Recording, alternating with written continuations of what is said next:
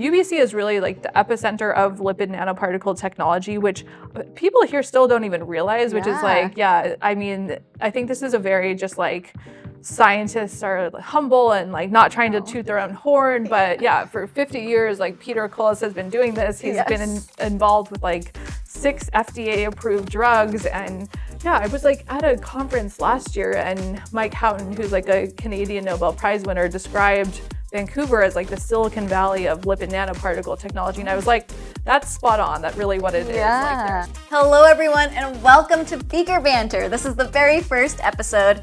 We have Dr. Anna Blakney. She is an assistant professor at the Michael Smith Laboratories and the School of Biomedical Engineering at the University of British Columbia. We talk about lipid nanoparticles and their applications in the mRNA vaccine, as well as next generation vaccines using self-amplifying mRNA. We also discuss why Instagram is pretty terrible. So tune in to learn more. Thank you to our partner, Innovation UBC, for your wonderful support. So join us as we laugh and learn on Beaker Banter. It's our turn. Amy Poehler for the win, I say. know, me too. Do you listen to her show? Yeah, she's so good. Poehler. Yeah. She was meant to be a host. For sure. And also like she's creative in the way that she like does it. It's very like positive vibes, but the people she brings on, I'm like, you are not just doing whoever's releasing a new movie, and I appreciate that. Yeah, it's true, Yeah, right? she was like, Ina Garten, I love her. Like, let's get her on, you know? Just like, yeah, cool people, you know? Yeah, she's awesome. She has such a good energy, which I guess is like a lot of it. I love Amy Poehler. Yeah. I was trying to think of like, oh, how would I describe this podcast? I'm like, yeah, good hang meets like some sort of science-y one, you know? Yeah, what's a good science podcast? Good hang meets science. Good hang meets science. Exactly. The field of science. Yeah, just science. That's too specific. Yeah, so I don't listen to very many science podcasts though. I've tried. What are like Science Verse, is it Science Verse? I think it's what it's called, right? Yeah. So they really do like their dive into a specific topic every yeah. I don't think I've ever listened to it though. But you know what? Part of my problem is like I have very poor like cognition when I listen to things. I cannot take things in. So if I'm just trying to listen to it, I cannot learn. So it's kind of pointless to listen to things where I'm like actually trying to learn. Well, I'm reading Adam Grant's book, Hidden Potential. And I haven't listened to it or read it. Yeah, he's talking about how, you know, we all have like a learning style that we're the most comfortable with, right? But sometimes if you actually learn outside of that style, it's when you can retain more. Oh God, but I retain nothing. It's more challenge. Yeah, I know. He's like, so yeah, that's like interesting. Yeah. Well, maybe I should try. It's probably some like neuroplasticity. It's like something that's, like your good brain, for you. like it needs to work harder to do it, so it retains it more, or something like that. Like, I was like, oh. But I think about this even so, like frequently, how this affects me is if like one of my students is in my office and they're like, "Here's the experiment I did," I'm like, "What?" Like, just put it on a slide. Like, I need to see the details, right? I have no idea what you're talking about unless it's written down. Yeah.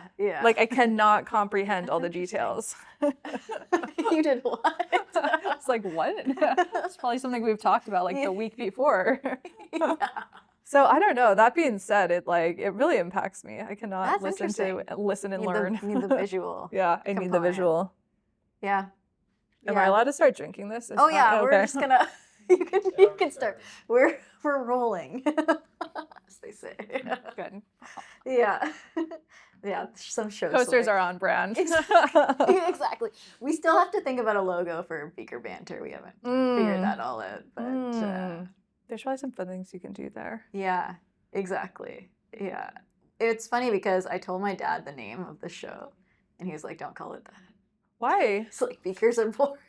Like, some people aren't gonna like that. Science is boring. I'm like, but wait, what? But they need to know like somewhat what they're getting into, right? Yeah. Huh. Yeah. Well, yeah. I like it actually. I think it has like a nice ring to it. Thank you. Yeah. Appreciate that. And people and like the banter is important too, right? Because it like sets the vibe of the show. It's supposed to be fun, and you know, there's a lot of science communication podcasts, and I appreciate that work, and I think it's important work, for sure. But I also think we need to just sort of have fun with in the space of science, and people need to see it as not just like this rigorous discipline and, you know, textbooks and yeah, like exactly, bring the fun to it. I'm trying to think too. I know it's not like a science podcast, but the nerdiest podcast I listen to is Acquired. Do you ever listen to that? No. It's more like a business type podcast, and they do a deep dive on a specific business. But again, they're like 4 hours long. They only release one a month. They do like a really crazy deep dive on it. And it's like things I would never be interested in like learning about necessarily. Like they've done episodes on like Hermes, the NFL, things where I'm like, I patently don't care about that business history, but it's so interesting the way they do it. And again, it's like 4 hours long and people really listen. So I think if you like have the right energy and you find the right audience, like it works. I think it's key, right? Because you can't please everyone. You want a wide reach and you want to welcome everyone, but ultimately there's going to be sort of a fit for what you're delivering. Correct. Yeah. And so it's sort of like finding that sweet spot of this is what I want to talk about, this is what I'm excited about, and this is what, you know, I think an audience can get excited about too. Yeah. Well, and they're big now, but they've been doing it for like, I think almost 15 years. And it was not super big to begin with. They had other jobs at first and they just like built it over time. And now, so I think they kind of taught people to love their podcast. Yeah, that's a strategy too, right? Yeah. It's sort of like, this is what we want to do. Yeah. Because it's interesting, like, I feel like in business, a lot of the time, it's sort of like, oh, find out what people want. And then cater your product to that. To that. And I think there's a balance there. It's also, what are your particular aptitudes and skills and passions that you want to bring, and maybe you're a little bit ahead of the curve. Exactly, and then does it hit at the right time? Exactly, it doesn't quite hit. But if you keep going, keep doing it, eventually I think you do start finding people that really want that. Yeah. Yeah, I find with the show, Science Stand Up and Song, it's been sort of like that slow burn where it's like, we've been growing, not like exponentially crazy, but we have been growing. And we get those super fans. Oh, that's so fun though. You're like, oh, there are people that like really care about this. Exactly, right? The same way I do. The next show? I want to come. Like, I'm telling all my friends about it. That's so sweet. But that is how like real momentum builds, right? Is like you need a base of people. Yeah. And I think it's like genuine interest in it. And that's why, like, I find social media like a very difficult medium to handle. Oh, because it's so disingenuous and like flippant and yes. Like a live show, if I'm on a stage, I know how the audience is receiving what I'm saying instantly. Yeah. And I can adapt. I can change things up, you know, to get a reaction. Yep. Social media, it's like you can spend hours on a post. And then like 5 people like it. Yeah, it's just like quantity. And you're just it's like, all quantity, okay, basically. What did I do with my life? Yeah, and you have no control over it too, right? I mean, like when you're building your shows, like you know where you're advertising, you kind of roughly know like the age groups that are coming to these things and like the audience theoretically it appeals to, right? Yes. But on social media, that decision is completely out of your control, right? It's like whatever the algorithm thinks, whoever they think is going to watch it. And it may differ from like video to video. Yeah. And what you put in that video will tell the algorithm certain things. Correct. To show it to certain people, right? So the other day, I don't know if you've seen it in the Michael Smith Labs, but when you're sitting on the 3rd floor library and you look across, someone has a little stuffy in the window. Oh, so cute. And they have a little name, they say Jean-Claude. And I'm in the library the other day and I was like, oh, okay, I'll take a little video, and I zoom in on Jean-Claude. And I was just said, like, met Jean-Claude today. And for the first time ever, my reel got shown to people in France. Oh, they were like, oh, Jean-Claude, Exactly. these people will understand what she's saying. Exactly. I couldn't believe it. I was like, okay, it's, yeah, that's you know, funny. picking up on those things, those details. Yeah, well, maybe you can build like a big base in French by just having like a French name in each video. That's the key, right? We'll just name all these things. Each cell will have a little name. You need to translate Beaker Banter into French and then, exactly. or other languages. Yeah. Or at the beginning, your reel is just Beaker Banter in like in different languages and then you're like really getting global spread. That's amazing. Yes. We took a bunch of shots of like, you know, the beakers themselves. Mm-hmm. These are bought just for the show. And thank you for that. Yeah. You know, let's just have that shot. Beaker Banter, different languages. I can see it. Yeah. Some fun music. Yeah, that would be really fun. But then it's like, I don't know, you kind of like create the vibe of like, it's in the same way that like science is supposed to be kind of a universal language, right? Yeah, exactly. Exactly. And that's what we really want to strive for, is trying to bring people into these conversations so that they know what are the innovative things happening in science. It's not just all of a sudden like, surprise, there's this therapy that's been worked on for 50 years and here it's ready for you. Yeah. Like what's happening now. Yes. And there are kind of between two fern vibes. I figured it was it's like allowed. Amy Poehler between two ferns and like some sort of science. Zach Galifianakis, he's a fellow Greek, and I figured it was allowed. I have an olive tree behind me. You know, I think for full effect. It's appropriate. In case we need any oil for any point in the show. Exactly. I feel like, yeah.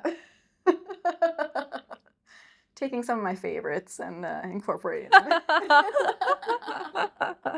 Great. I wonder what other like Easter eggs I can find. Exactly. Yeah. That's hilarious. But, you know, I like to say science saves lives, but only if we can communicate it. Because we can do really cool things at the bench.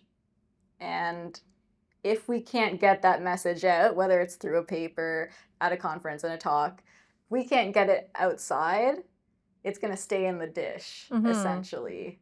So I think having more platforms where people can at least learn a thing or two, and then also see awesome scientists is really important. Yeah, I mean, I totally agree. Yeah. I, you know, did a lot of research for the pod, and I was watching a lot of your videos. Nice, yeah, it's a good way to get to know me. Yeah. I know everything you need to know about my life now. And you probably know this. Your most viewed video on TikTok, you know what it is? Yeah, it's like similarly like the most garbage video I've probably ever made. But I think that's how it tends to go. Right? Yeah. That's a funny story actually, because I was like still pretty early on in my TikTok, and I was still living in London at the time, and we were about to go into like another lockdown. So like there, you know, London, there's like not much to do when you can't go to like a pub or like a show or something like that. It's actually kind of a concrete jungle jail situation. But so it was the last night before lockdown. I was actually going to get a massage and go to dinner. Great night. And I was like, I'm just going to make this video really quickly. And I had seen the trend going around of like that sound, like, oh, no, no, no. But then also it's like failures, right? The examples I had seen was like a kid just biffing it down a water slide, or like a horse failing to jump over a fence. And you're just like, oh, I don't really want to watch this, but like I will. I was like, what's the most like relatable thing for a COVID vaccine right now? So this was before the vaccines were available, and I think still in the time when everybody was like excited about them, like there was a lot of hype, like, oh, where are the vaccines, right? And I was like, what if you were like going to get your vaccine and it just like knocked over? And then you're like, which is also so unrealistic. Also, the vaccine in this case is a vial of water with like a printed label that just says COVID-19 vaccine, and it's just a slow-mo video of that falling over, and it's like really like this is seeing like millions of views. I think it's like over 6 million people.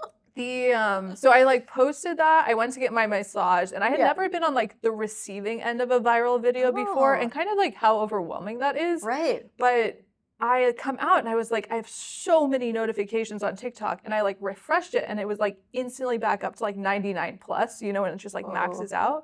And I was like, this is wild. And it just kept like growing and growing. And so we were sitting at dinner on our like last night out in the wild, just like refreshing my TikTok, being like, why are so many people watching this? Yeah, it's sometimes the ones that you're just like, yeah, I'm just gonna throw this together. And but that's an example of like, I think it's was relatable at the time in some ways, where it's like, yeah, there was a lot of anticipation for vaccines still then, and it's also just a perfect example of like catching a trend at a right time, right? Which is actually how you manipulate the algorithm if you really want to get your things out there. Yeah, totally.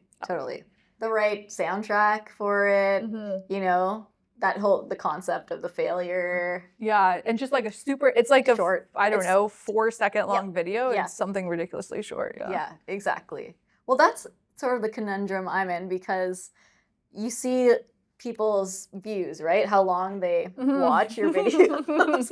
And it's like 3 seconds, 5 seconds. Yeah. You know what I mean? But I don't think it's you. I think that is just like people's attention time now, which is like, I don't know, kind of the reason why I think most people have like a love-hate relationship with all of social media, right? Like it's just like a poison to your brain. You have no attention span anymore. Exactly. The other day, there's someone sitting in front of me on the bus, and the way she was sitting was not like in the chair properly. It was like on the side, so I could just see how she was using Instagram. Oh yeah. And I was just watching her just swipe. Swipe. It's literally swipe. like complete dissociation, like dopamine hit, and it's it really does feel similarly like you're watching like a drug user just zone out. It does feel that way. I was like, and I feel that way. Like the craziest I ever feel is when I'm watching a TV show and like swiping on social media. I'm like, I'm not paying attention to anything right now. Yeah, what is my brain doing? Yeah, like what do I need?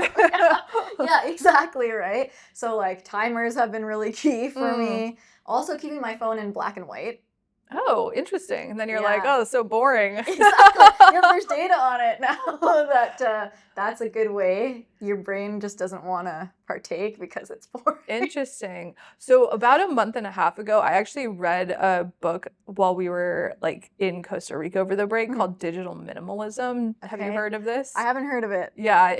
So kind of the school of thought is like you should be really intentional about the way you're using technology. And I was like, okay, at the peak of my craziness while scrolling Instagram, watching a television show and then not retaining any of this, I am not being intentional about how I'm using my time. And so it's kind of like just think about the relationship you want to have with technology and then like program that into your life. And so because of that, now I have like rules that I've been doing for a month and a half. I took all social media off my phone except for TikTok, which is like work for me, but I actually never scroll it. Oh, wow. And when I'm at home, I leave my phone in a different room. I think that's key. And I feel like I, for the first time, have like a healthy boundary with like dopamine hits and just like having a life, right? Yeah, It's like if I had to choose for myself if I'm gonna scroll Instagram for like an hour right now, or if I'm gonna like call a friend, draw something, like I have like a backup list of hobbies in case I like get really desperate and I'm like, I need something to do and I might feel like I'm about to crack. But I'm like, choose something from the list. It will make you feel so much better than just like mindlessly scrolling, which is just the easy solution to everything. Right? Like your brain wants something. And if you were to take maybe even 3 breaths, you might not do it. Correct. Yeah. So I've tried to do that.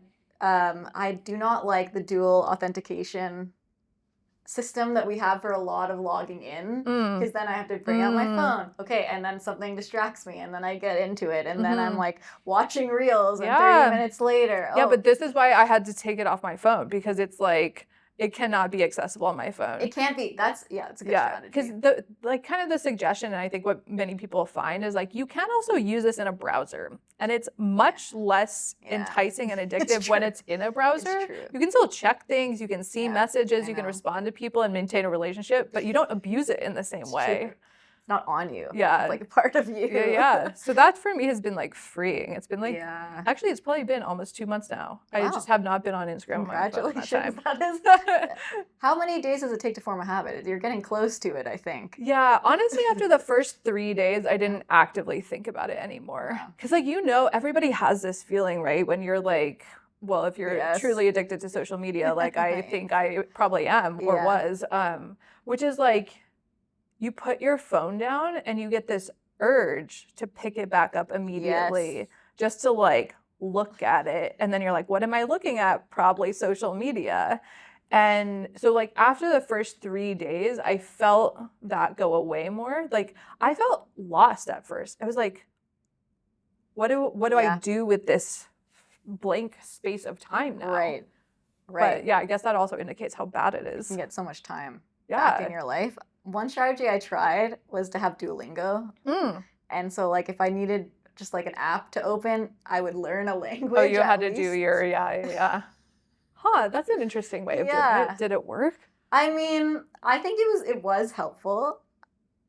I have a few languages that I'm trying to learn. I'm learning Greek as one of them. Difficult language when you're not used to it. Although I am Greek, I didn't grow up. Yeah, it wasn't downloaded into your brain based off of genetics. Exactly. I wish. But Duolingo, for some reason,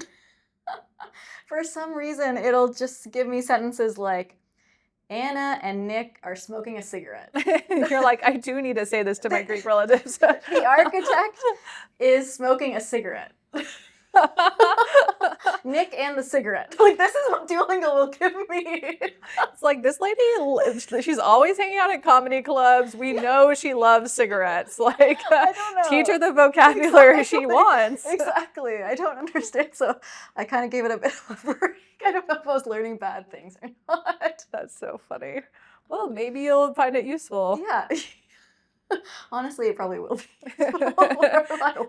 You're like, wait a minute. Do you need to ask for a cigarette? Because that is what I know how to do here. Exactly. Wait, everyone, I can do this. You seem stressed.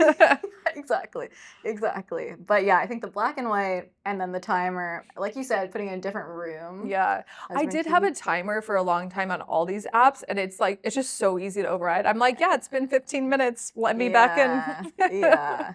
The problem I have is like, if I'm trying to post something, and then the timer comes on and interrupts the actual post I'm trying to get through. It's different if it's like you're doing it professionally. But then I also think maybe, I don't know, I actually like never post on Instagram on a desktop, but like maybe that's a good option. It's just a different relationship to the app. You just can't do stories on desktop. Oh, interesting. Okay. Yeah. So yeah, you're beholden. It's same with TikTok for me, but TikTok is so you don't scroll when I never scroll.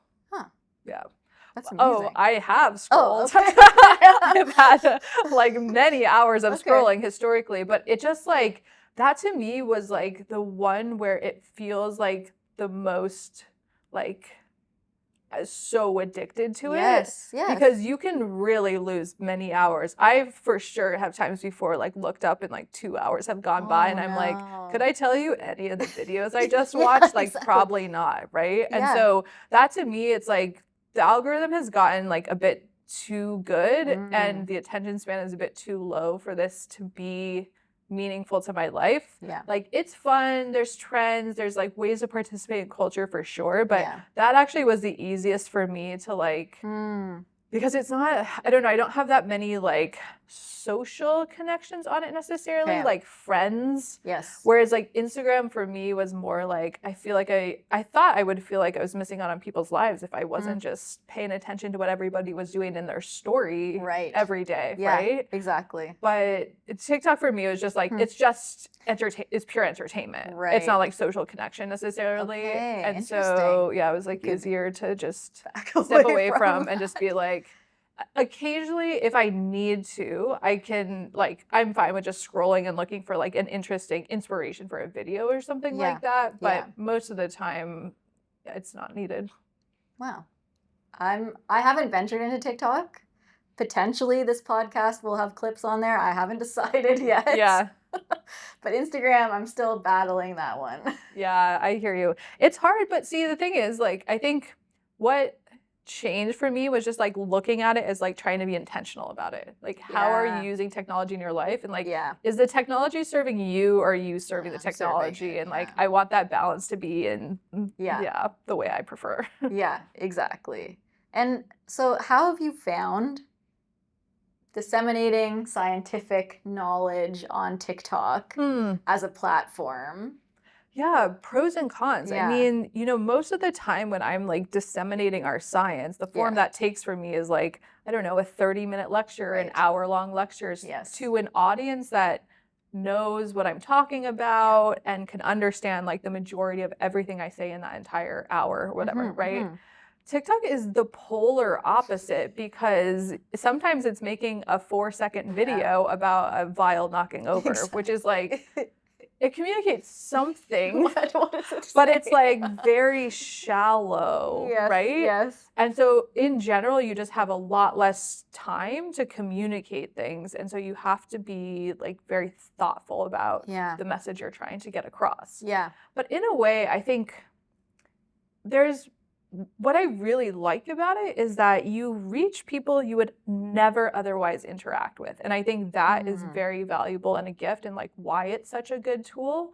Because, you know, people that come to my talks, it's just like people at the university or the conference or whatever, and they probably kind of know who you are, but like these are like real strangers. Exactly. It's like your Jean-Claude appreciators. Like these are people you would never have had an audience with otherwise. Yeah. It is really amazing that you can connect to someone who's across the world, who you would never be able Yeah, exactly. to. It's kind of fun to see like where things distribute. But yeah, your reach is so much more. It's just like the depth of information is not always like satisfying necessarily. Yes. And that's what I've struggled with too. It's, you know, there's sort of a sweet spot of a few seconds.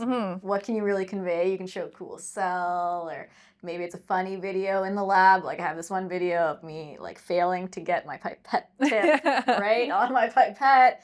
And, you know, what does that say? I don't really know. But then people, I think, start to at least engage with science in a different way. Yeah, and like that's the other thing is like I think if you know a scientist, you probably know what science looks like or a lab looks like, but so many people don't, and so they wouldn't know like what a lab looks like and like what what it actually like is. And so I think that's also really enlightening for people and makes it accessible in a way that like most people wouldn't know unless you're doing, I guess, a degree in science at a university or going to grad school. Right. You might, if you're doing an undergrad degree in science, you might never see like the inside of a lab like a research lab. Yeah, like I did not until I did undergrad. You know, so I think it's really cool to be able to just like open an app and then start to see this other world. Totally. And that's what's special about social media for lots of different things, right? You see things you would never otherwise have access to. Yeah. So I think we should like make it more accessible in that way. Yeah, I agree. I think it's important to get the message out there, and also there's so much information. It's not like if scientists don't post, there will be nothing on science. For sure. Yeah, it's a vacuum. Yeah. So it's great to have other voices as part of the conversation. And also, like, everyone's experience of science is going to be different, right? And we're in a biomedical space, but doing very different things. So our perspectives are going to be very different. And I think that's part of the fun, is figuring out how to communicate with one another. For sure, yeah. I mean, that's the amazing thing, right? Is like even like people in your like niche fields probably know everything you're talking about, the jargon, the state of the art, like the papers that are coming out. Yeah. But if you think about the quantity of people, I mean, for us, it's probably like 50 people, maybe tops, that would like understand every single thing. Yes. So even like scientists, and you're like, oh, you all speak the same language, you're kind of roughly doing the same thing. Like, no, it's so different. No way. Yeah. So there's a lot of, you know, jargon.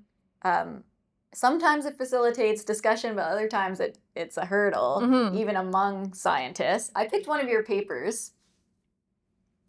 This is the transfection potency of lipid nanoparticles containing mRNA depends on relative loading levels.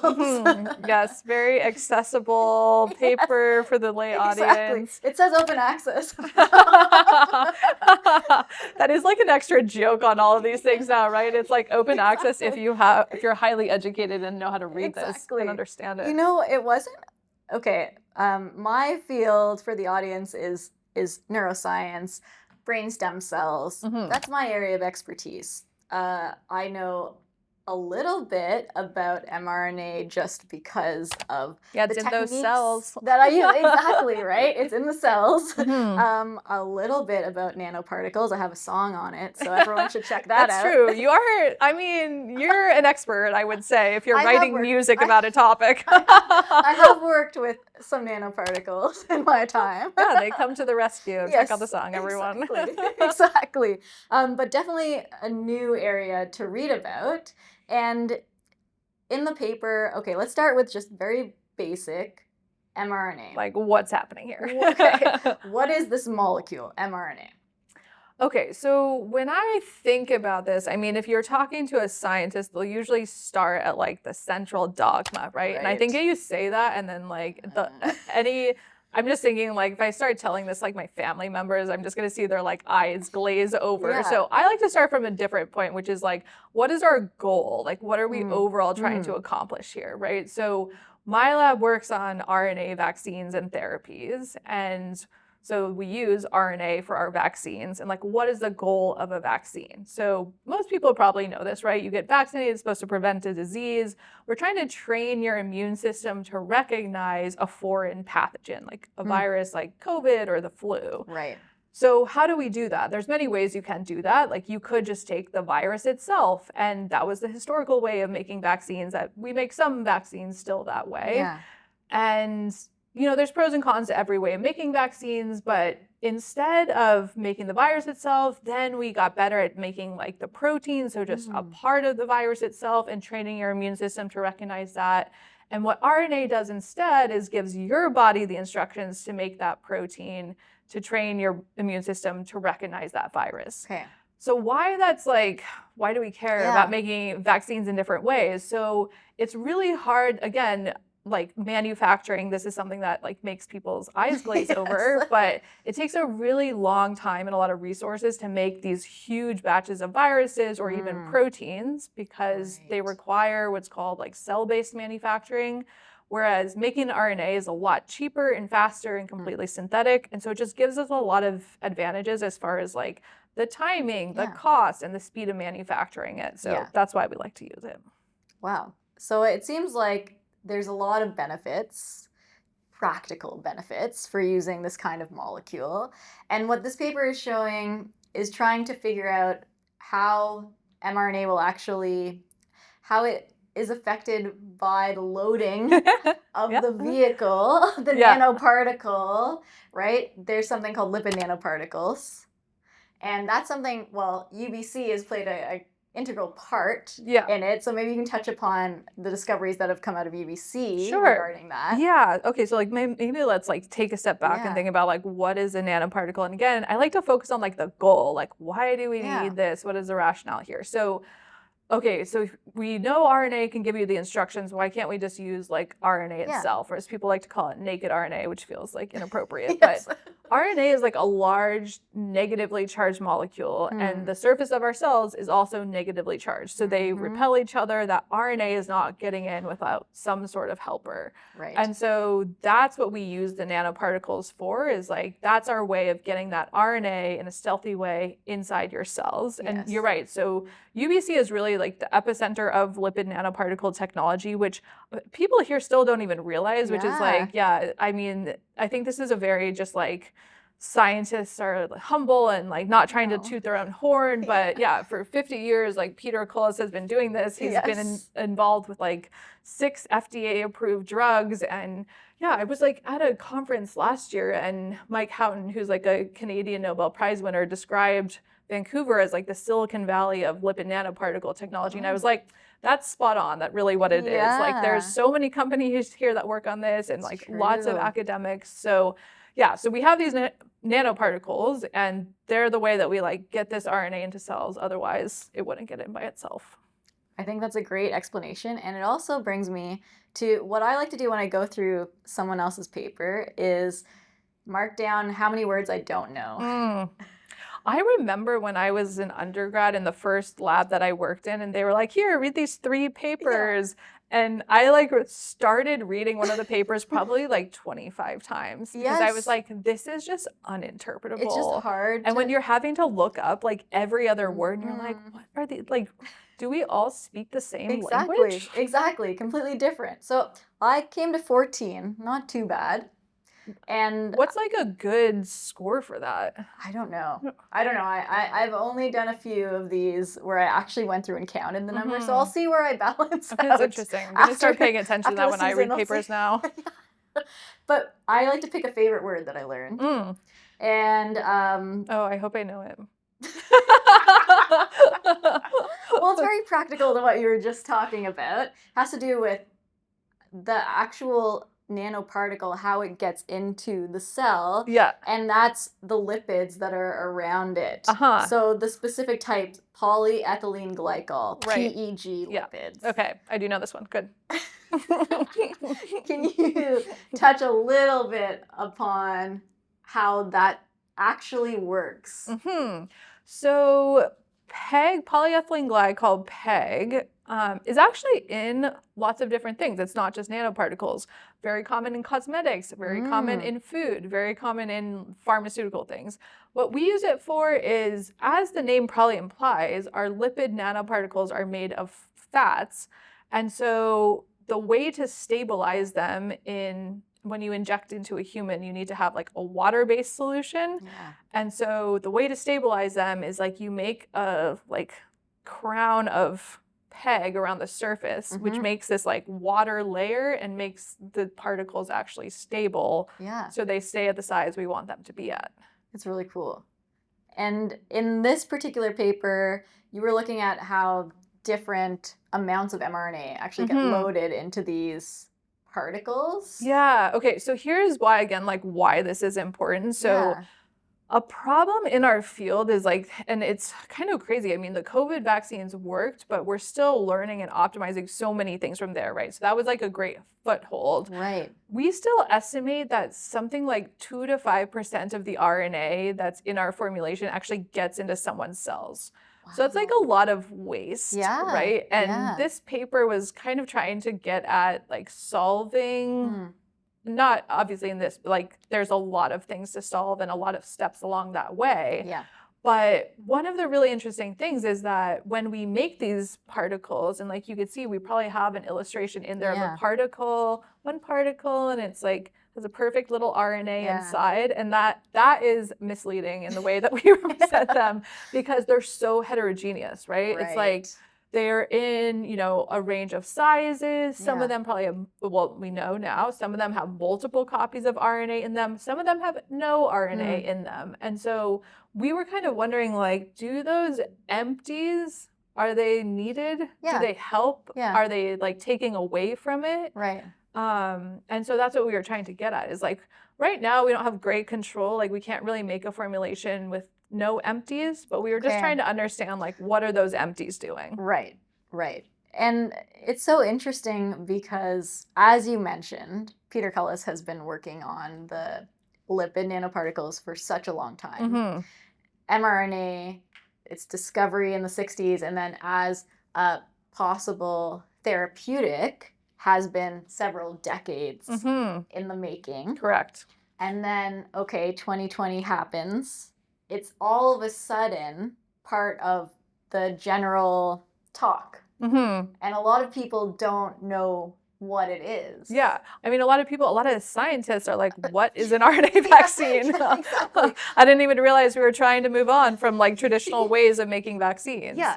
I honestly had not heard of mRNA vaccines. I mean, at the time, there were like 3 companies in the world that did this, Moderna, CureVac, and BioNTech. And so, it was like still a very niche industry, niche field. And you happen to be working in this area, but your particular kind of therapeutic is a little bit different. That's right, yeah.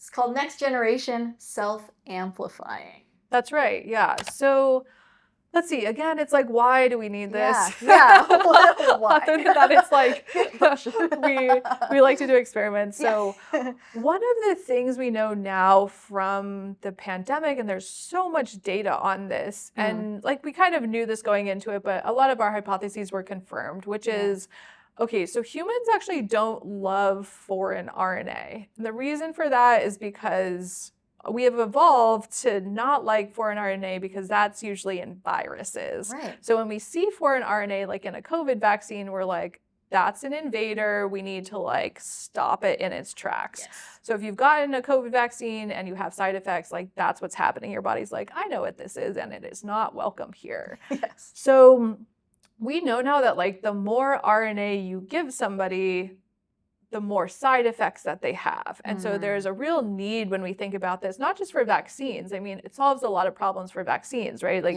with self-amplifying RNA, it's like a type of RNA that can make copies of itself once it gets into your cells. So you just don't need to give as much at the beginning. But it saves you on the dose of RNA. And then if you're thinking about a pandemic and you're like, okay, maybe we need to make like, you know, billions of doses to vaccinate the whole world. If you have to make 100 times less, that saves you a lot of time and money in the context of a pandemic, but also any vaccine you might be making, right? So we usually estimate, it's very contextual, but it's usually like 10 to 100 times less that you could use to a typical mRNA. So there's like an added bonus there for sure. But another advantage of it is right now in the field, like, you know, it's an interesting time because like 10 years ago when I started in this field, like really nobody cared. And it was like really difficult to convince people that RNA vaccines or like self-amplifying RNA in particular were ever going to like be a thing. And there's actually an approved like saRNA vaccine now. So like a lot has changed in that time. But as a whole, you see, I mean, there was like a boom during COVID, huge investments, like these companies made billions of dollars off of it. And if you look at it now, it's like, they're not doing great. And it's like, why is that? And I mean, in a critical way, it's like vaccines are not a huge money maker for these companies in most of the time. And to me, we're back to the year 2019, which at the time, the feeling was like, well, what is the therapeutic gonna be, right? Like that's really like, kind of what drives innovation a lot of times is like what things can you treat, because people just don't get vaccines very often and there's a lot of competition in that space and you have to make them really, really cheaply. And so they don't usually make companies like a ton of money. But RNA enables you to make like drugs for basically anything you could want to make, express a protein, like corrected, you know, erroneous gene. And so but it like doesn't really exist yet. I mean, last year there was a case, I'm not sure if like you've heard of it, of like the baby KJ case where it was like a bespoke gene editing treatment for a baby that was born with a rare genetic disorder. At birth, they like had sequenced this mutation. It was, you know, at a hospital where they were like actively researching and developing treatments for this. So within 6 months, they developed a bespoke treatment for this genetic disorder based off of RNA, and in that time gave him 3 doses and like he's doing great. It's amazing. So that is like the type of thing it like can enable. But that's like a one-off, right? The amount of people that went into it's really like it's an amazing story and just like feat of science and humanity for sure. But like we just cannot put that much effort into like every baby at this point in time. It's like not high throughput enough to do that for every baby that's born with a genetic disorder, right? So that's like the question in the field is like, what are the next things that are going to be like a really useful but higher throughput and impactful part of the technology? Right. And when I first heard about self-amplifying, I was a little concerned. Oh, I think most people are. Honestly, it's like it needs a rebrand, but I'm still like calling it the same thing. So I was like, what? I'm not in the marketing department. Does it stop? Yeah. But then upon reading a bit more about it, yes, it eventually will. It does stop. It's like any virus, like the same control mechanisms where like if you get an infection, but then your body overcomes it in like 10 days, 14 days, like gets rid of the virus. It's the same mechanisms that control like the type of RNA that we do. Also, to clarify, it's not a virus. It just has parts of a virus that it uses to make copies of itself, but it only sticks around for like at most 30 days in vivo. Okay. Yeah, so that is a good number to know. But yeah, I agree. It's like, scientists don't think about this. Like they're not talking to the like marketing department at a company that doesn't exist yet for the technology, right? So I actually didn't even like, it's called a few different things in the field and not everybody can agree. Like some companies call it one thing, probably for IP reasons, but we always call it self-amplifying RNA, but like, what do we change it to? It's like, I agree. The first, it invokes fear. Yes, it does. That's what I mean. That's what I mean. Not for me or the like 50 people in our field, but excuse me. Yeah, anyways, we'll take suggestions. We're open to suggestions. I'll think about it. Well, part of the podcast, what we want to do is actually go to the streets and talk to people about these conversations and sort of see where is the public at with these scientific topics. Great. For everybody you interview, you can be like, what is the scariest technology? And like almost surely like we'll be at the top of that. I think so. I think RNA is going to be on there. And then if I start talking about self-amplifying, they're going to be like, that.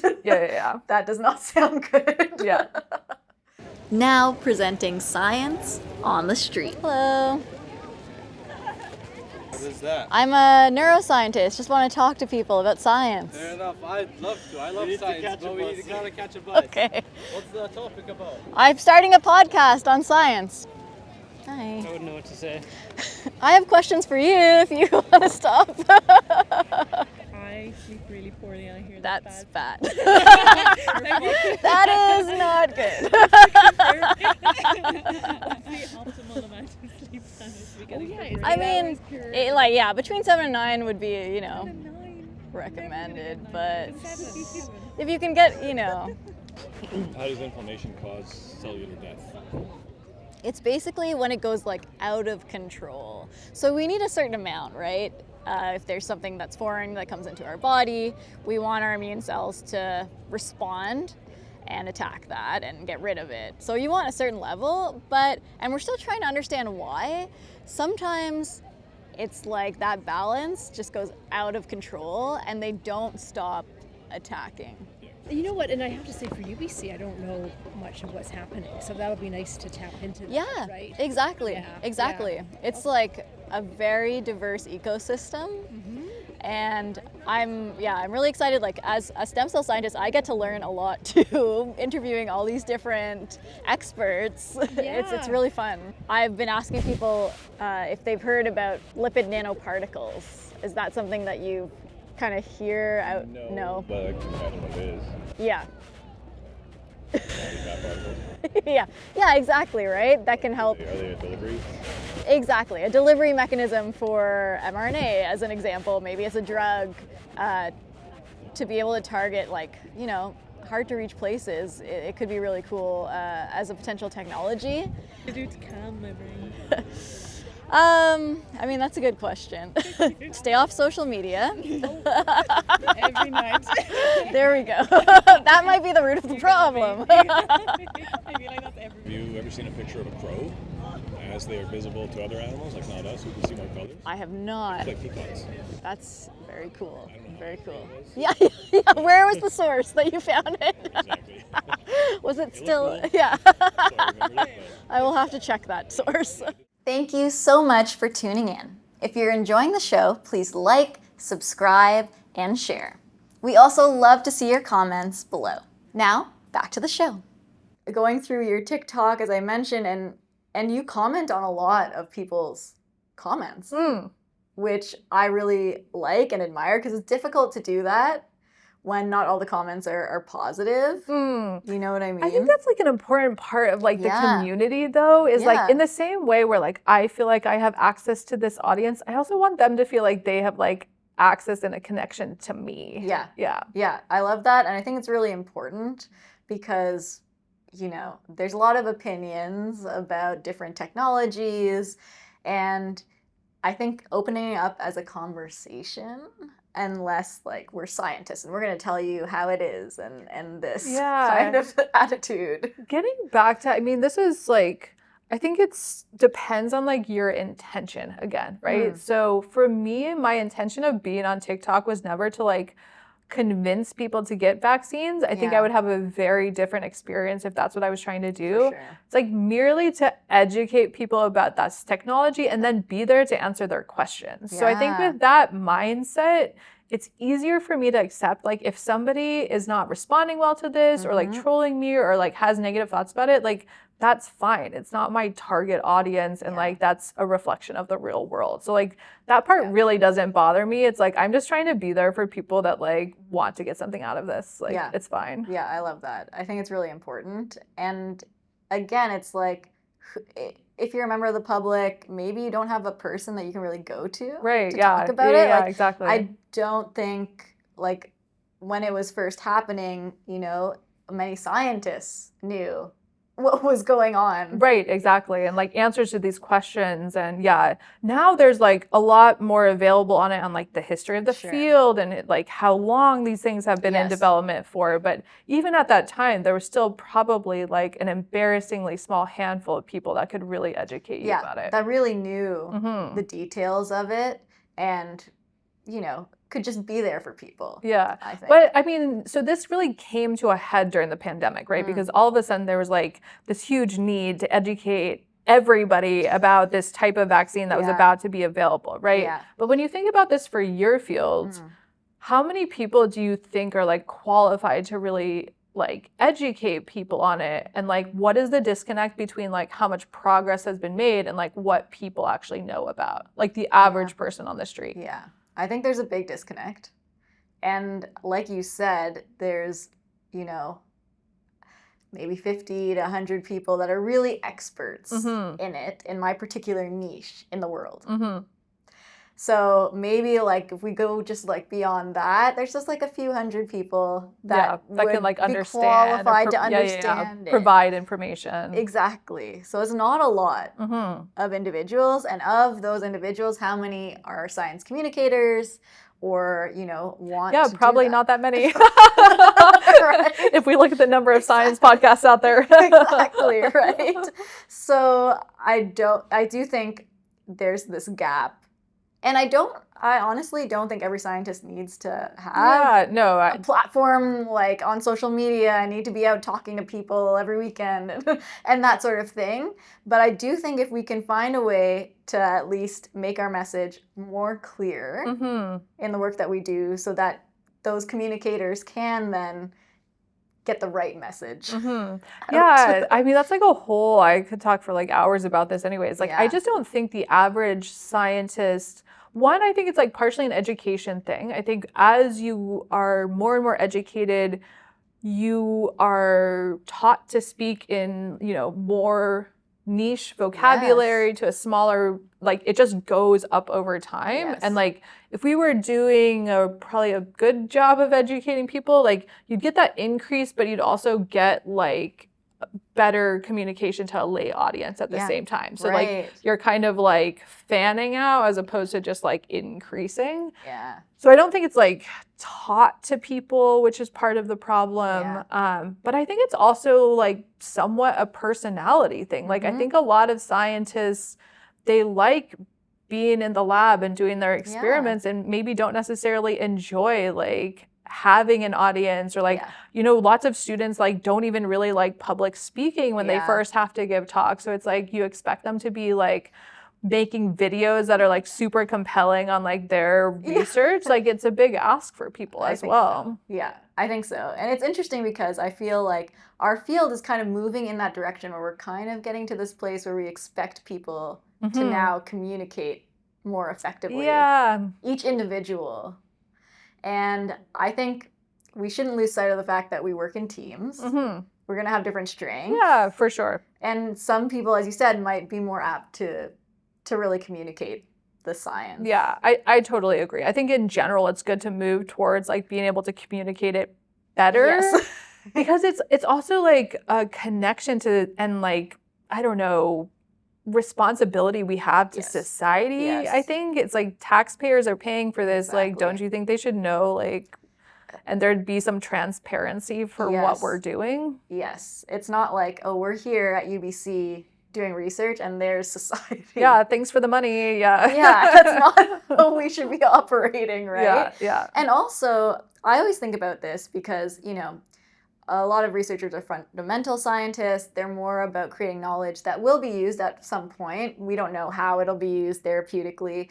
But, you know, eventually, clinical translation is always a hope. Like, what's the impact? Why are we doing this? As we were talking about these different scientific ideas.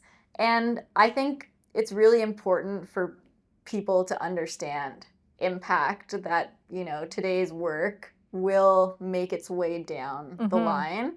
Maybe we can speed things up a little bit if we involve more people. Oh, in the totally. pipeline. I think it's like a perpetual cycle Yeah. for sure. Like, and I think the way we can appreciate this too is like thinking about, okay, this funding doesn't go from like your tax bill into a research lab, right? So it's like it goes into some government pot of money, and then government officials make some decision about like what they're going to fund and what the funding priorities are, right? Right. How do they make those decisions? You know, they have advisors, they have people that like help them do that. But a lot of it is also like things that like they want to say that they're funding as well, right? It's not all just like merit driven necessarily. Like if you look at funding rates for different fields, it's like cancer is always a very well-funded field, whereas like rare genetic diseases not typically funded so well, or like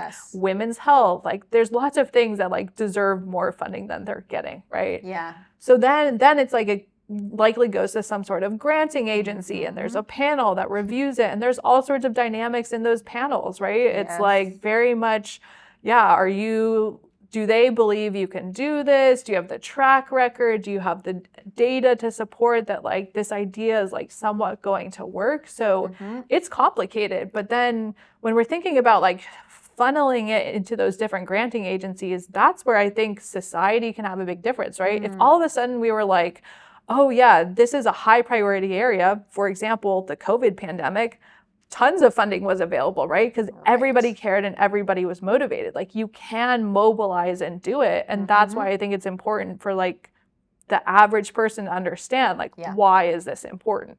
Yeah, I agree. And do you think on the flip side of that, you know, it has informed, just being more involved, being public facing has informed your research and the directions that your research program has gone in? Yeah, I mean, I think it's always like really helpful feedback for me. I think it has honed the way I communicate to anyone for sure. Like I think even my talks that I give to a more scientific audience, like it's changed the way that I speak about it. Yeah.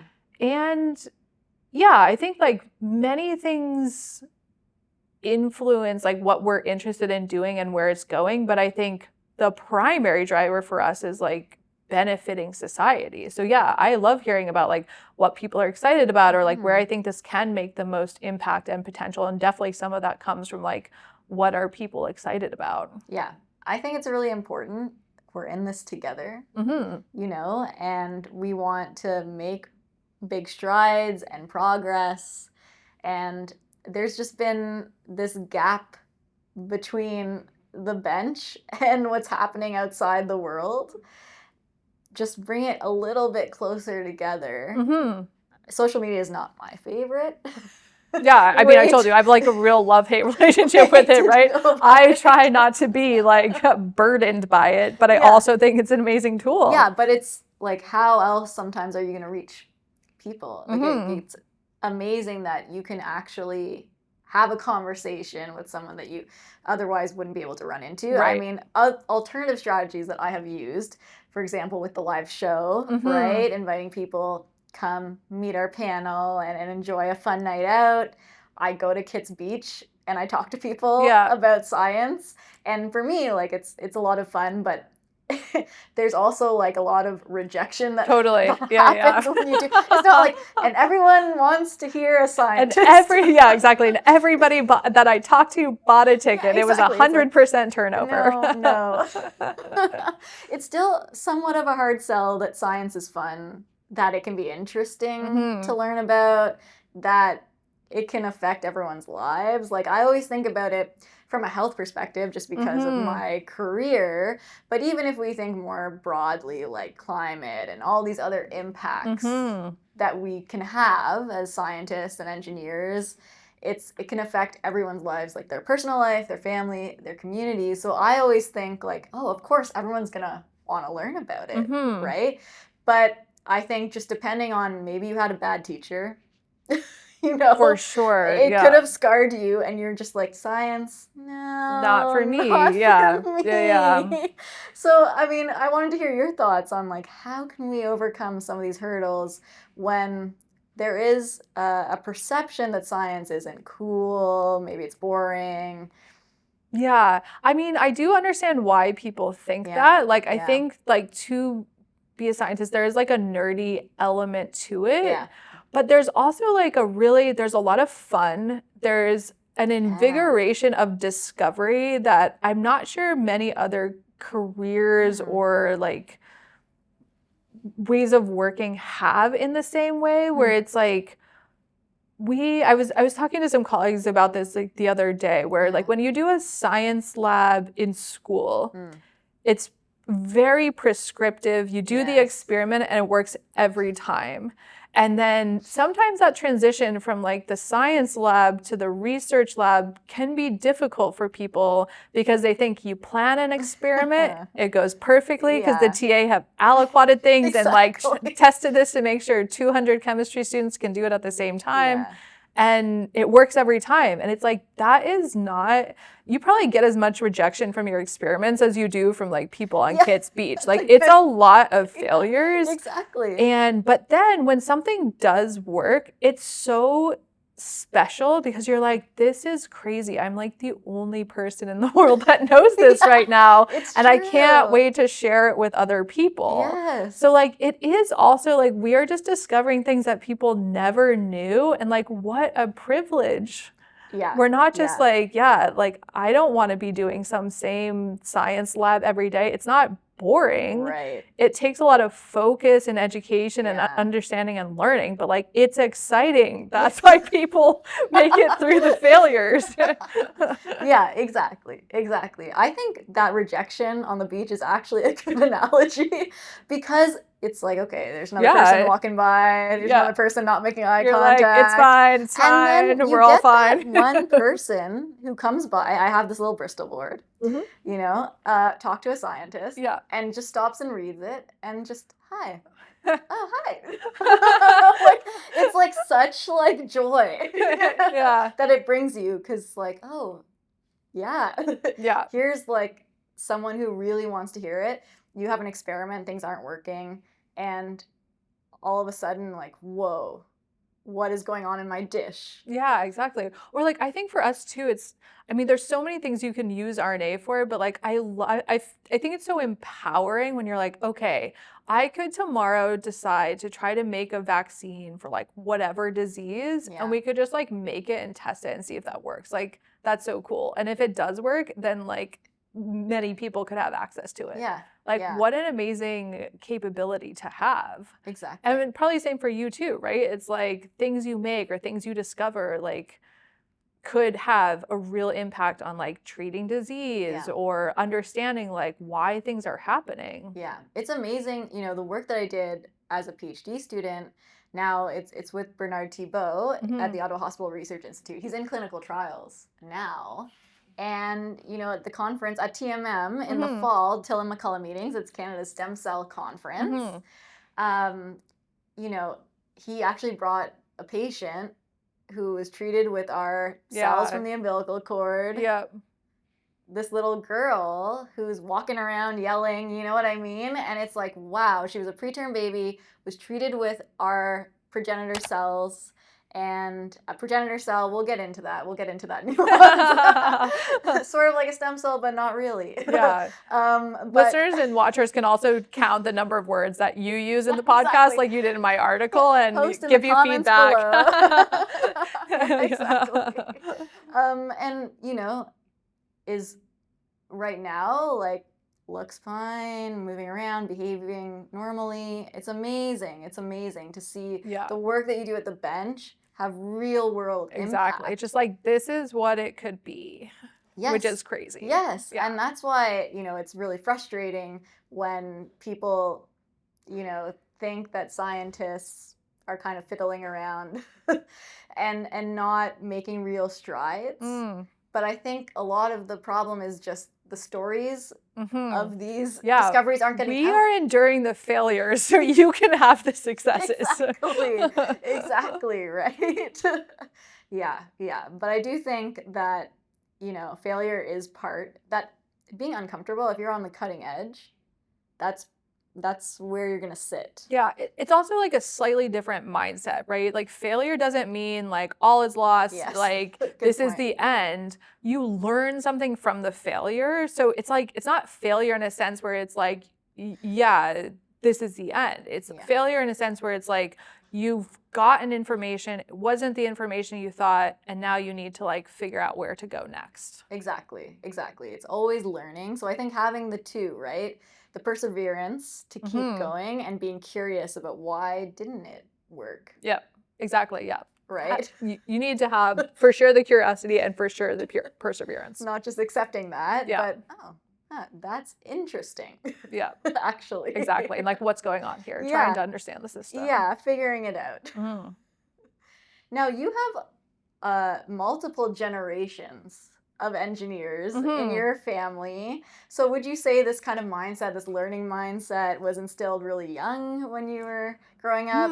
Interesting. So it's really funny. Like my dad, my aunt, and my grandfather are all also chemical engineers that went through the same program as I am. Yeah. So like very creative bunch of and unique bunch of individuals. But it's interesting because I trained as a chemical engineer and they all worked in like the oil and gas industry, which is, I think, historically very typically what chemical engineers would do. Okay.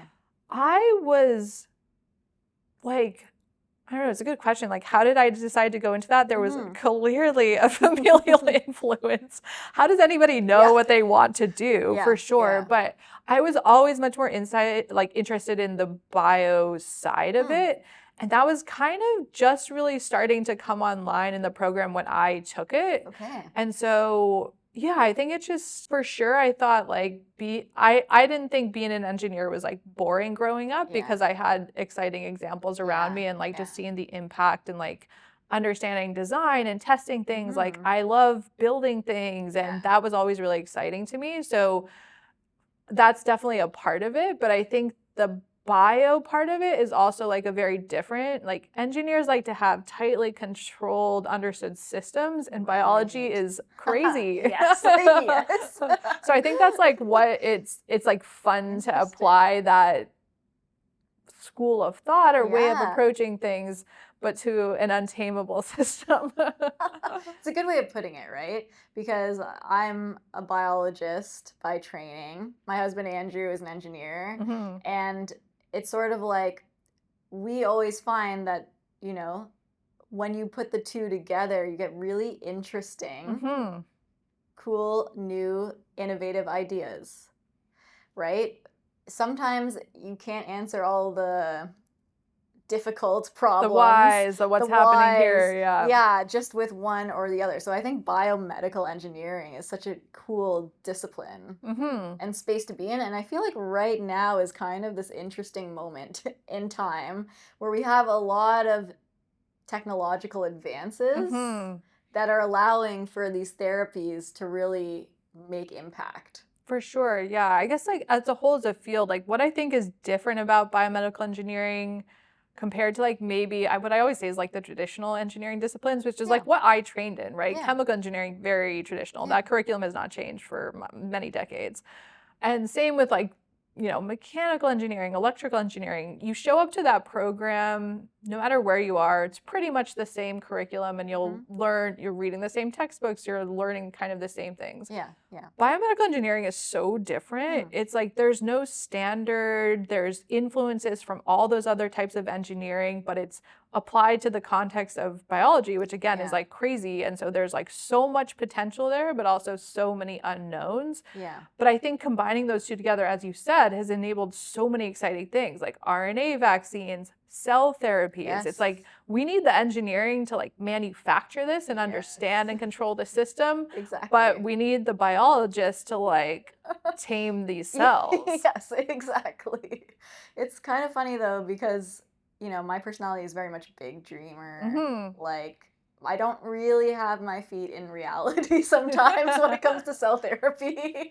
And then like in engineering is very much like the practical application. Yeah, they're like, okay, well, how are you going to make that? Exactly, Can you right? make that for thousands of people? That's it, right? And I think combining the two is just like this really special place.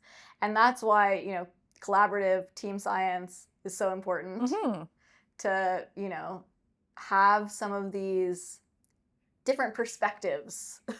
For sure, yeah. It's like being able to treatment. integrate all those different languages and knowledges and like ways of working that I think is really powerful. So I'm curious in your own lab, because it's a collection of different expertise. That's that right, yeah. So, you know, is it just coming together for the same sort of mission? Like, how do you sort of get organized and really get things? Like understand each other. Yeah, exactly. Yeah, people in my lab come from like really different backgrounds, right? So we have some engineers, we have some immunologists, biochemists, molecular biologists, like some more like fundamental people. Right. And like immunology is a really important part of what we do. So yeah, I guess it's like all those things weave together into solving our problems. So like we really need everybody and all hands on deck. Yeah. And it is hard to understand. It's like even, you know, in my group, but also in like the class I teach, which is immunoengineering, it's like immunologists speak a language and engineers speak a language. Right. And like we need to find how to like work together to have the most impact. Yeah. And so I think it really is. It's like, yeah, we should probably be doing like Duolingo for all these different disciplines so that we just understand what each other are saying. That is a great idea. Duolingo. Yeah, to open your Instagram app. Yeah, exactly. That's amazing.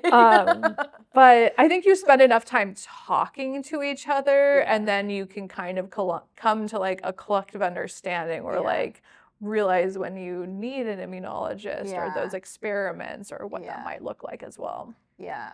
And, you know, you've been now in your role as a professor for how many years at UBC now? 5 years. 5 years. Yeah. That's half a decade. That's how long I've been a postdoc, so don't tell me that. Yeah. And, you know, you've had a number of trainees come through your lab, and I'm just curious in terms of mentoring, sort of what's your style? What have you taken from your previous training and now you want to give back to your trainees? Oh, interesting. Yeah, I mean, I think I've had a number of like really great mentors over the years. And so my style is probably like an amalgamation of things that I think that they've done really well. I like love being involved in like training and teaching. And so I meet with all my students like every week or every other week for the most part. Like I see them very frequently. We have like 2 group meetings a week. Like, but I think so. I mean, that's like kind of like a macro level. On like an individual level, I just have so much appreciation for people come from all different backgrounds. They have different strengths. They need support in different ways. And so to me, it's kind of like a puzzle of like, okay, what type of support do you need right now? How is that changing over time? And like, most importantly, like, how do you get to where you want to go? Right, because it is individual, right? And, you know, you could start out in a lab with certain expectations and an idea, and then it takes you in a different direction, actually. For sure, yeah. And that's, I guess, your job as a mentor is really to help grow and help them succeed in whatever it is that they're... Yeah, and similar to like I was saying, like how do you decide what you want to do, right? Yeah. Like how did I decide I wanted to be a chemical engineer? Like I think when people start grad school, it's like they have no idea what they want to do. They probably have an answer for it, but it really is thinking like, what are the options? What are you a good fit for? What are you passionate about? Like what opportunities are there for you? Exactly. And yeah, so that's like a fun like puzzle to work with people on. Yeah, and I love just in academia in general, how we have so many different, you know, there'll be undergrads, there'll be volunteers, there'll be masters, PhD, like all these different levels of people, Exactly, where it's sort of like you get to sort of see academia at different stages. And and kind of get a feel for, oh, maybe my master's is what I want, and now I'm going to take that knowledge and take it elsewhere, or, oh, this is for me. Yeah, that's true. You kind of see like the possibilities around you. Yeah, so I always like encourage students and trainees to really just get to know as many people as you can in your environment, because it is so different. Everyone's experience of it is so different. Yeah, and they come from different backgrounds. And yeah, I think that's like one of the most fascinating things you can do actually is like hear about people's like career trajectories as well, like how they got to where they are, because there's never like a cookie cutter. Really. I have never found a linear story. Yeah. People will say, oh, it was pretty straightforward, and then you hear it. Like, okay, this is not, I don't know what this is. Not yeah, except for all of those butterfly effects over time, but. yeah, exactly. Well, I'm going to go into the speed round now. Okay. Favorite road trip song?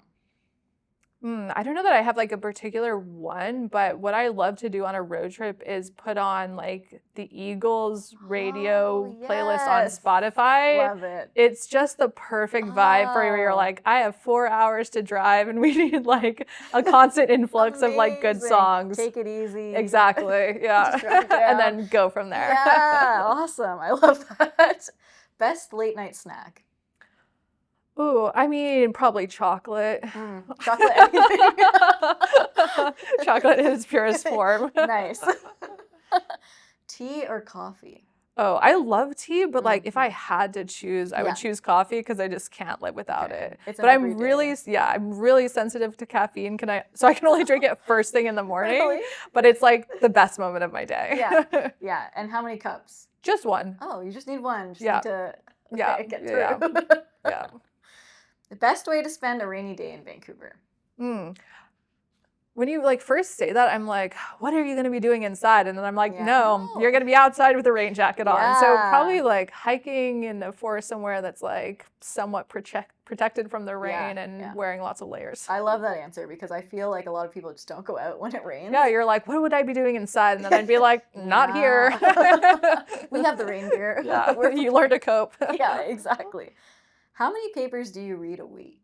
I don't do this in a very linear fashion. What I do, or like what works for me, is like I stack up papers that I get like alerts about or I see on LinkedIn or people send to me that I want to read. And they're grouped in a tab.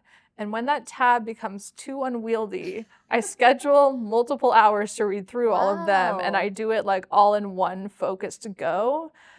I mean, I'll like read through things flippantly here and there, but if I really want to deep dive, these are papers I really want to spend time with. So if I average that out, it's probably like 4 or 5 of those a week. But it's not every week. Like it really, it has to get unwieldy for me to feel the pressure to need to read. Okay.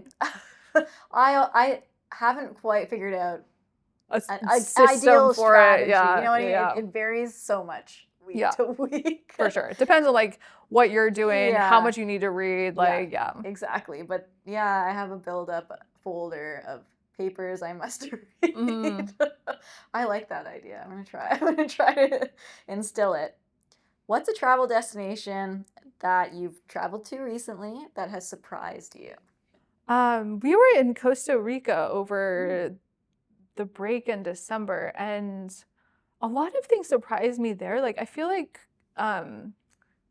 people talk about Costa Rica like it's like in a developing country, which I guess like maybe it has some elements of that, but I was just like blown away at like the nature and the beaches and the jungle and just like the biodiversity there. I like could not get over. We like stayed in this place that had a really nice view of the treetops, and like I was just listening. I would sit on the balcony drinking my 1 cup of coffee at the crack of dawn.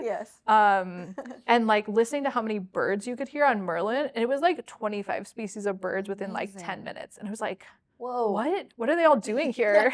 That's awesome. So that was like really surprising to me. Nice. You're invited to a friend's house. What are you going to bring? I love cooking. I love like probably baking is my real specialty. Nice. Our group of friends has a problem where we all overbring food every time. Is that a problem? And then at the end, we're like, have we even started eating any of this? I guess we have tons of leftovers now. So I would say it's like probably is a baked good and then, like too much other stuff too. What baked good is your go-to? I have a few. So my like staple, if I'm in a rush, is blondies. Okay. Which is like brownies, but chocolate chip cookies in brownie form. They are just the best and so easy to make. Yeah. If I have more time, like I'm a really good apple pie maker, but that is like an all day affair. Okay. Yeah. Nice. How much free time is in your schedule? This is really important to me. So I have I'm very rigid about this. Like usually I leave here at 5 p.m. every day and I like do something else. So I'll like go to workout class, go do things with friends, and I basically like never really work on the weekends unless something's really bad. So I guess if that's free time, I like to do other things in that time. But I like to have a really good balance. So what time do you start in the morning? I am also a severe morning person. So I'm like, I get up at 5, I'm drinking my coffee, I'm like getting into it. It's still like a lot of hours. Yeah. It's just shifted. There's time to get things done. It's just like nobody bothers me between the hours of 5 and 9 a.m., which is great. I hear you. Except I have the problem where my brain will be up like between like 8 p.m. to 8 a.m. is ideal for my brain. Wow. Not great though for everyday life. You're like, anybody want to meet at 4:30 a.m.? Exactly. So yeah, I've had to find ways to either it's like a late night like work session or a really early morning work session, but when it's quiet, I that's love like that. the magical time to get things done. I always describe myself as like a severe morning person. That is quite early. So you kind of answered this one, you know, what are you doing to relax, unplug? I know I like to do lots of things, but I find like what really works is like going on a walk and or like experiencing nature in some way. Just like changes your brain from whatever it was like thinking about and focusing on to just being like a little lighter. It's just like taking your brain from one environment and just like boom, completely There's like different. A piece to it, Yeah, exactly. And do you find that you get like, you know, ideas and when you do that, it's sort of like that relaxation can actually help? For sure. Yeah. It's like I need that like processing time or like I always say like I need to marinate on that a little bit and then it's like I really like can work through things when I'm not like engaged in something else. Yeah. Who is your favorite scientist? That's a really hard one to like pick one. I would like the one that always comes to mind, which is like so dear and special to me, is Katie Carrico, who is like won the Nobel Prize for mRNA vaccines. Like for a number of reasons. One, I mean, I could say in general category, like any female scientist over the age of like 50 is my favorite scientist. Seriously. Because they had to like go through so much to be where they are today. And she is like a perfect example of that, right? Just like talking about failures and rejections. She's just like the most resilient person I've probably ever heard of. But what's also special is she was also the first person to ever invite me to talk at a conference, which is so sweet. It's like not only has she just like persisted in this field so much, but she really like goes out of her way to look out for other people too. Amazing. So it's a special connection. Yeah. And just to wrap up, what are you doing these days for inspiration? Where do you go for inspiration? I find inspiration in like a lot of like non-science things. Like I listen to podcasts. We're going to a comedy show tonight, going on hikes. Like I find it in all different ways that like don't necessarily like seem to have anything to do with my job, but doing like, I don't know, artsy, entertaining things that are not social media. Yeah, that are not. That is the key, underline bold. Yes, exactly. Well, thank you so much for being on the podcast. Thank you for having me. This is so fun. And see, science can be fun. Yeah. That's our show. Thank you so much for tuning in to Beaker Banter. Remember to like and subscribe for the latest updates. We can't wait to bring you the next episode. Until next time, dream big, love fiercely, laugh often, and sparkle. Oh, hello, and welcome to the show. This is a science podcast. Didn't you know? We talk about